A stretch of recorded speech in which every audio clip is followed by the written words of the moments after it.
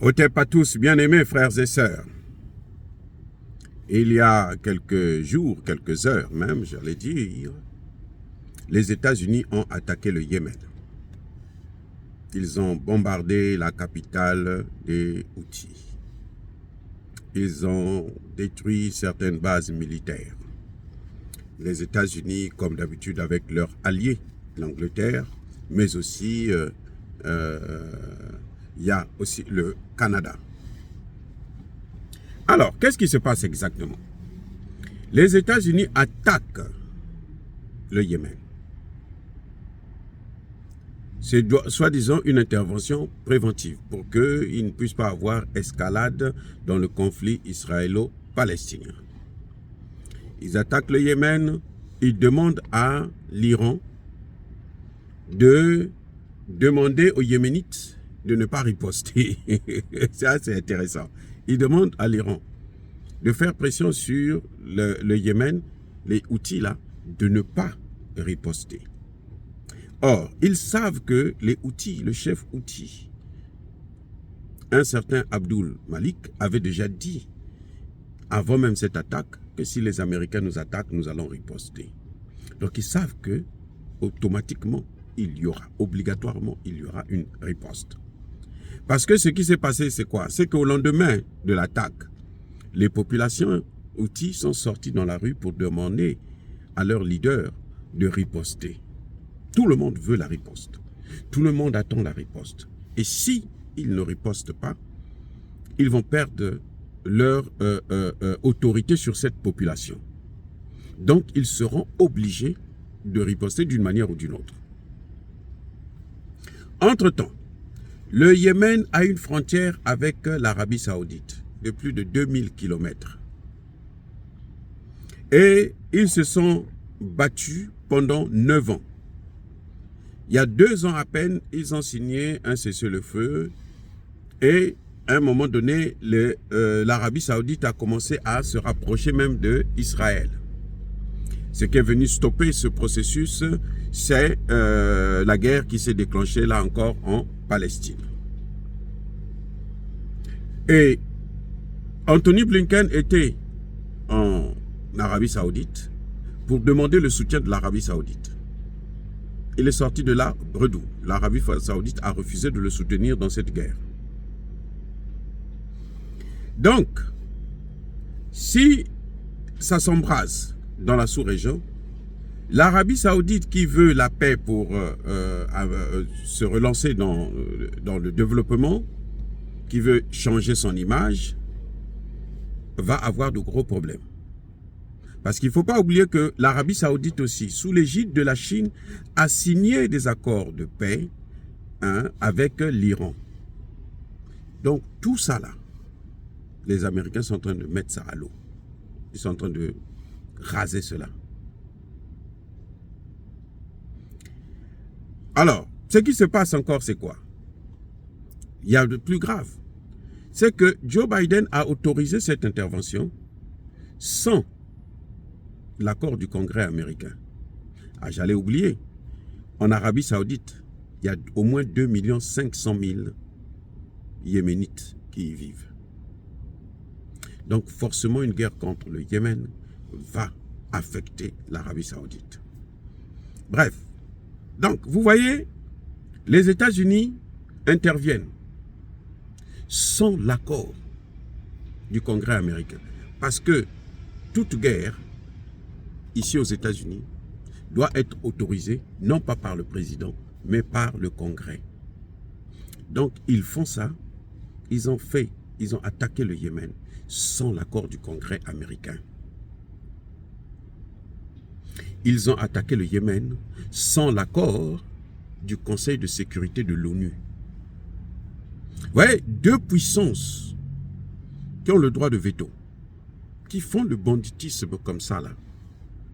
C'est ce que la CEDEAO voulait faire au Niger. Intervenir au Niger sans l'accord du Conseil de sécurité de l'ONU. Vous voyez comment ça se passe. Maintenant, dites-moi, la CEDEAO a quel pouvoir pour faire une telle guerre sans l'accord du Conseil de sécurité de l'ONU? Vous voyez pas que c'est une folie? Bref, On voit là visiblement que les Américains sont dans une posture où ils veulent embraser toute la région et probablement le monde entier. Ils veulent une guerre mondiale. Ils veulent une guerre mondiale. Parce que quand ils prennent une décision d'aller attaquer le Yémen sans l'aval du Congrès américain, ça veut dire quoi? Le Yémen ils savent que le Yémen va riposter, forcément. On pourra tuer un Marines, 2, 3, 100, 200. Ça dépendra de l'ampleur de la riposte, de l'attaque et puis de la stratégie qui a été mise en œuvre. Quand il y aura des Américains qui vont mourir, même un seul Américain qui meurt, à cause de l'attaque des Houthis, le Congrès américain sera mis devant le fait accompli où il faut faire la guerre. Voilà ce que Joe Biden est en train de faire. Voilà là où Joe Biden est en train de nous amener. Et quand il demande à l'Iran de faire pression sur le Yémen, de ne pas intervenir, c'est parce qu'ils savent qu'il y aura intervention, il y aura riposte. Et donc, eux, ils vont s'attaquer à l'Iran puisque l'Iran n'a pas fait pression sur le Yémen. Or, l'Iran, ce n'est pas le Yémen. C'est vrai que le Yémen a de bonnes relations avec l'Iran. Beaucoup d'armes que les Houthis utilisent viennent de l'Iran. Mais ils ont des armes qu'eux-mêmes, ils fabriquent, puisqu'ils ont fait 9 ans de guerre contre l'Arabie Saoudite. Il faut pas rigoler, c'est pas n'importe quoi. 9 ans de guerre. Voyez, donc en fait, les Américains veulent à tout prix attaquer l'Iran, veulent à tout prix bombarder les bases, tous les sites nucléaires de l'Iran. Comme ils ne peuvent pas le faire comme ça ouvertement, ça peut entraîner une riposte qui peut dégénérer. Alors, ils passent par des subterfuges pour arriver à faire la guerre à l'Iran. Et s'ils font la guerre à l'Iran, probablement la Chine et la Russie vont soutenir l'Iran. Et nous allons vers une guerre mondiale. Vous voyez à quel point ces gens sont décidés à détruire le monde. Ce qu'ils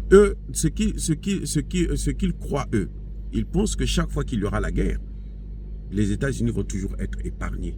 On ne va pas être touchés. Or, ce qu'ils oublient, c'est que la Russie, la Chine, la Corée du Nord, même l'Iran, a des missiles intercontinentaux. Ils peuvent quitter. Depuis l'Iran, là, ils peuvent bombarder les États-Unis. C'est ça le problème. Et c'est ça le danger que le monde entier est en train de courir. À cause du banditisme américain et de la volonté de dominer le monde. Vous voyez, nous allons là vers une escalade qui est pratiquement inévitable. Et quand les Houthis vont riposter sur les médias occidentaux et notamment américains même, vous n'allez pas entendre que ce sont les Américains qui ont commencé. Hein. Et ils disent aux Nations Unies, puisque la Chine a posé le problème, elle dit mais c'est pas normal qu'une puissance comme les États-Unis puisse attaquer un pays souverain, déclarer la guerre à un pays qui ne vous a rien fait. C'est vrai, les Houthis veulent le contrôle de la mer Rouge parce que ça passe par chez eux. Mais les Américains ont un problème, c'est que 70% des marchandises mondiaux passent par la mer Rouge. Donc si les Houthis contrôlent ça, eh ben, ils vont contrôler une bonne partie des marchandises qui circulent dans le monde. Et c'est ça que les Américains ne veulent pas, parce que les Américains veulent que ce soit eux qui contrôlent le monde entier. Comme ça, eux, ils peuvent faire couler les produits qu'ils ne veulent pas que d'autres gens puissent avoir, ainsi de suite. Déjà, avec cette crise-là qu'il y a en mer Rouge, avec les Houthis, là, vous savez ce qui se passe, c'est qu'il y a les produits qui viennent dans certains pays, au Moyen-Orient et même en Afrique, qu'on pouvait recevoir en un mois, il faut attendre maintenant 3 mois, 4 mois pour recevoir ça. Donc là, il y a déjà un impact. Maintenant, imaginez que la guerre se déclare complètement dans le monde entier. Vous allez voir les dégâts. vous allez voir la catastrophe. On ne sait pas si, parce que les Américains ont perdu la guerre en Ukraine, maintenant ils veulent se renforcer, essayer de voir s'ils peuvent détruire au moins l'Iran et dire que bon, ben, l'Iran a cherché ça parce que l'Iran a soutenu les Houthis, ainsi de suite. C'est ça qu'on appelle le banditisme d'État. Cette guerre, elle est illégale. Les Américains ont attaqué illégalement par rapport au droit interne américain, parce qu'il n'y a pas eu l'aval du Congrès américain. 2, parce que, sur le plan international, parce qu'il n'y a pas eu l'aval du Conseil de sécurité de l'ONU.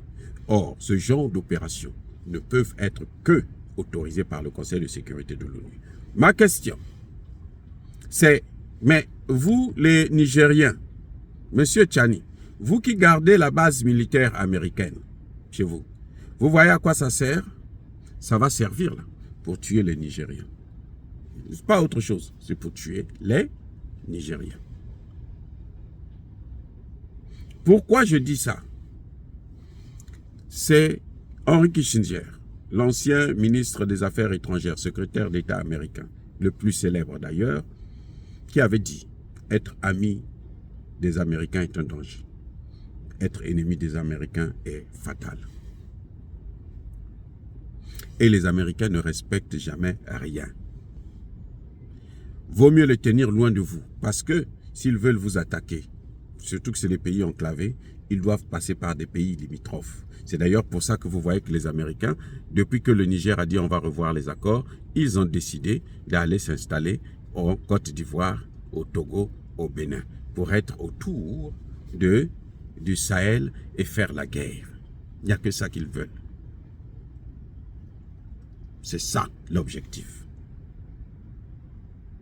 Donc, je pense que il est temps que le Niger puisse prendre ses responsabilités, qu'il les écarte loin d'eux, qu'il travaille avec des gens plus sérieux, pas avec ceux-là qui sont en train de montrer ouvertement que ce sont des bandits sur le plan international.